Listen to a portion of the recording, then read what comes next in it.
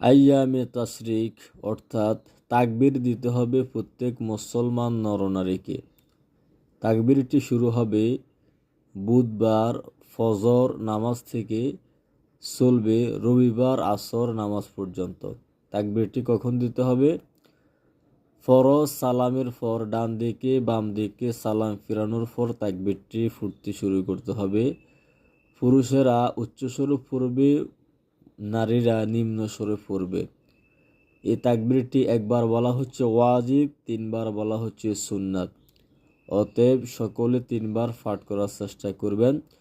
তাকবীরটি হচ্ছে আল্লাহু আকবার, আল্লাহু আকবার, লা ইলাহা ইল্লাল্লাহ, আল্লাহু আকবার, আল্লাহু আকবার, ওয়ালিল্লাহিল হামদ। আল্লাহ রাব্বুল আলামিন আমাদের সকলকে আমল করা তৌফিক দান করুক, আমিন।